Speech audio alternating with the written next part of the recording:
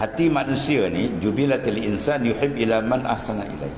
Diperangaikan, Allah Ta'ala jadikan perangai hati manusia ni, dia akan jatuh hati kasih pada orang yang banyak memberi bantuan kepada dia, memberi kepada dia, ya, dan sebagainya. Siapa dalam konteks ni lebih ta'ala? Semua nikmat dari dia. Kita boleh ada ni pun nikmat ijad dia ada, besar dah.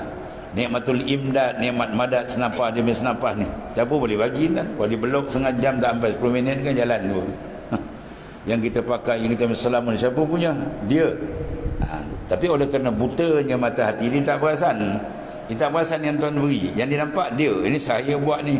Kalau saya tak buat, mana dapat? Habislah orang tu masuk longkang tu. Ya, dia kena pandang dari dia, minallah, dari Allah Ta'ala kan semua tu. Dia yang kurniakan.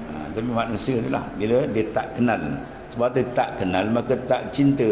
Sebab tu rahsia kenapa agama ni diawalkan dengan kenal. Ya, awal wajibil 'alal insani ma'rifatun ilahi bistiqani. Awal-awal yang wajib bagi insan makrifat akan Tuhan ni. Bila dia kenal siapa Tuhan dia, masya-Allah. Dan pengenalan tu bukan sekadar akal. Itu peringkat usuluddin, dia kena pangkat dalam zauq, masuk ke qalbi, masuk ke ruh, sir. Baru dia akan rasa hebat semua. Satu ulama besar dunia misalan tadi, orang semua kenal, bila dia datang je kita rasa tak? Kita pergi masjid, kata ulama ni dah ada masjid, wah kita datang dah rasa. Tapi kalau orang tak kenal, tak kenal, orang dah ada dia wadah je. Bersisi kat kawan tu pun tak salam, ingat siapa orang tua ni.